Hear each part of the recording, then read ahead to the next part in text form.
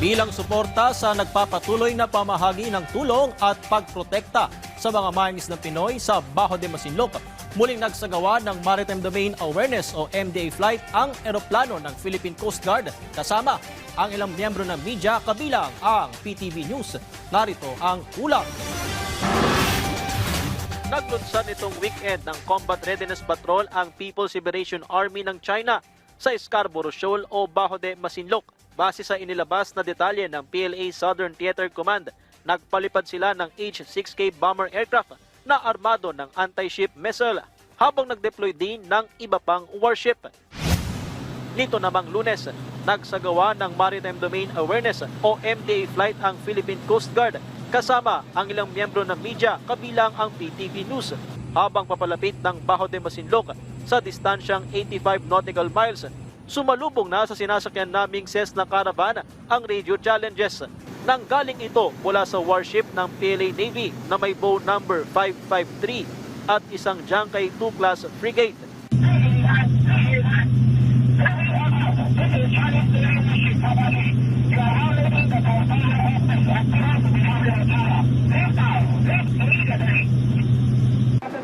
Yan yung radio challenge na mula kanina pa natin naririnig na ipinapadala ng warship ng PLA Navy.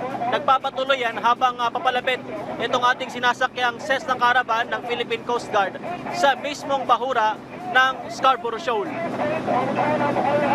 In response, ang ating mga piloto ng Coast Guard Caravan also highlighted that our MDA flight is legitimate and a routine flight being carried out by the Philippine Coast Guard. And we also challenge the presence of the PLA Navy warship. Sa kabila ng paulit-ulit na radio challenge, nakalipad hanggang sa mismong ibabaw ng bahura ang eroplano ng PCG. Nananatili rin ang boya sa loob at labas ng lagoon na simula noong nakaraang taon pa unang namataan. 43 nautical miles naman mula sa Scarborough Shoal, nagpapatuloy ang Kadiwa para sa bagong bayaning mangingisda o KBBM program ng pamahalaan kung saan naroon ang 30 bangka ng mangingisdang Pinoy. Patuloy na nagbibigay proteksyon sa kanila ang BRP Gabriela Silang ng PCG kasama ang BRP Cabra. Ibinibigay ng fishing carrier MV Mamalakaya ang mga ayudang krudo, yelo, grocery items at direktang binibili ang huling isda para mapalawak ang operasyon ng mga mangingisdang Pinoy sa West Philippine Sea. Tila nakabantay naman sa aktibidad ang 2 barko ng China Coast Guard.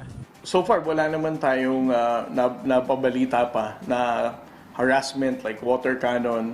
Those vessels na dineploy ng China Coast Guard are seemingly deployed there to prevent the Filipino fishing boats from advancing to Bajo de Masinloc.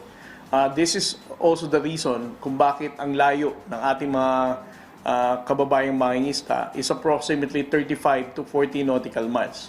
Base sa AIS monitoring, mayroon pang 4 na barko ng China Coast Guard at 6 na Chinese Maritime Militia sa layong 15 to 20 nautical miles mula sa Scarborough Shoal. Mula sa West Philippine Sea, Patrick De Jesus para sa Pambansang TV sa Bagong Pilipinas.